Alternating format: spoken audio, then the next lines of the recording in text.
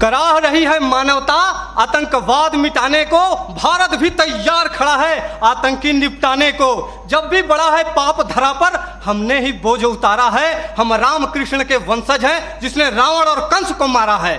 आदरणीय सभापति महोदय, निर्णायक मंडल एवं बहादुर साथियों, मैं राइफलमैन मृत्युंजय श्रीवास्तव असम राइफल्स का प्रतिनिधित्व विषय के विपक्ष में करने जा रहा हूं।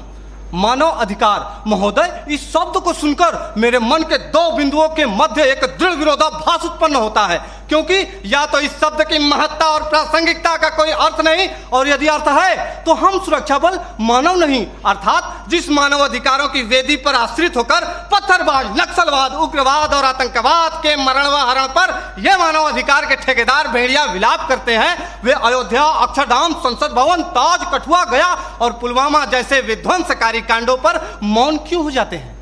महोदय, प्रशिक्षण काल से ही हमें एक गोली एक दुश्मन, जिसकी पहल उसकी जीत जैसे प्रेरणादायक पंक्ति स्वरूप गुरु मंत्र दिए जाते हैं, परंतु वास्तविकता तो यह है कि मानव अधिकारों के अनुपालन की जंजीरों में जकड़े हम सुरक्षा बल एक आईडी कई जवान, दुश्मन की पहल सैनिक की शहादत जैसे ज्वलंत उदाहरणों का निर्मम साक्षात्कार करते हैं।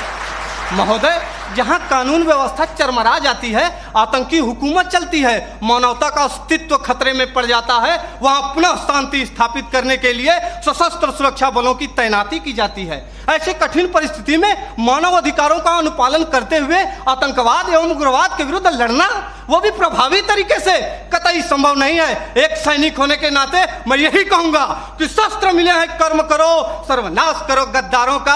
आज मानवता है खतरे में, तो क्या करोगे मानव अधिकारों का?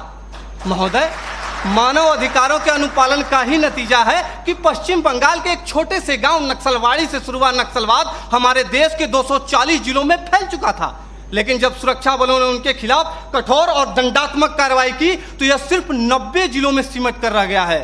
महोदय, सुरक्षा बलों को मानव अधिकारों का पाठ पढ़ाने वाले मैं अपने विपक्षी साथियों से पूछना चाहता हूं कि कश्मीर में जो कारगिल युद्ध के बाद पाकिस्तान के लवारिस सैनिकों के शवों को उनके धर्म के अनुसार दफनाया, वो है हमारे सुरक्षा बल, जिन्होंने इसी वर्ष 11 जुलाई को पाक अधिकृत कश्मीर से बहकर आए मासूम बच्चे के शव को प्रोटोकॉल तोड़कर पाकिस्तानी सेना को लौटाया, वो है हमारे सुरक्षा बल, जो कश्मीर के स्कूली बच्चों को दुश्मन की गोलियों से बचाने के लिए बुलेटप्रूफ जैकेट बन जाते हैं और अपने परिवार, अपने समाज, अपने देश के प्रति समर्पण का भार लिए हुए भी जो इस देश में शांति और अमन कायम करते हैं, वो है भारतीय सुरक्षा बल। मेरे साथियों, हम सैनिक भी इंसान हैं, हम भी मानव अधिकारों का सम्मान करते हैं, लेकिन राष्ट्र की सुरक्षा के साथ समझौता नहीं कर सकते। महोदय, केंद्रीय गृह मंत्रालय द्वारा संसद में पेश आंकड़ों के मुताबिक वर्ष 2014 में जहां 222 आतंकी हमले हुए, वहीं 2018 में इनकी तादाद बढ़कर 614 हो गई। 2014 में 47 सुरक्षा बलों के जवानों की शहादत हुई तो 2017 में 80 और 2018 में 91 जवान शहीद हुए। हमारे देश में 1993 से लेकर अब तक लगभग 8,390 आतंकवादी और उग्रवादी हमले हो चुके हैं।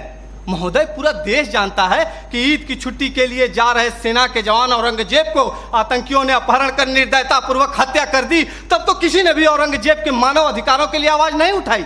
वही खुखार आतंकवादी अफजल गुरु को कानूनी प्रक्रिया के तहत फांसी की सजा दी गई, फिर भी हमारे देश के प्रतिष्ठित शिक्षण संस्थानों में राष्ट्र विरोधी नारे लगाए जाते हैं। दर्द तो हद से तब गुजर जाता है जब सर्जिकल स्ट्राइक और एयर स्ट्राइक जैसे सफल ऑपरेशनों के लिए हमसे सबूत मांगे जाते हैं। हमारे धार्मिक ग्रंथों में कहा गया है कि सीता हरण किया रावण ने, मानवता को ललकारा था, श्री राम प्रभु ने रावण को लंका में घुसकर मारा था। हम उन्हीं राम के अनुयायी सम्रानर हार नहीं सकते, जो रच रहे षड्यंत्र उन्हें क्या घुसकर मार नहीं सकते? महोदय, मैं अपने विपक्षी साथियों से पूछना चाहता हूं कि जब आतंकवादी हम पर अंधाधुंध गोलीबारी करें तो क्या हम सफेद झंडा लेकर मानव अधिकारों का शांति पाठ करें? आतंकियों को पनाह देने वाले स्थानीय लोग हम पर गाली गोली और पत्थर बरसाते रहे और हम उन्हें प्यार बांटते रहे? नहीं महोदय, नहीं। प्यार और सम्मान तो वहां बांटना चाहिए जहां से वापसी की उम्मीद हो। महोदय, मैं यह नहीं कहता कि मानव अधिकारों का अनुपालन नहीं करना चाहिए, लेकिन वे लोग जो मानव अधिकारों का दुरुपयोग करके सुरक्षा बलों को प्रभावहीन करने की कोशिश करते हैं, उन्हें कठोर से कठोर दंड देकर उनके साथियों को यह संदेश देना होगा, ताकि भविष्य में कोई भी इंसान आतंकवादी, उग्रवादी और नक्सलवादी बनने की हिम्मत ना करे। धन्यवाद। जय हिंद।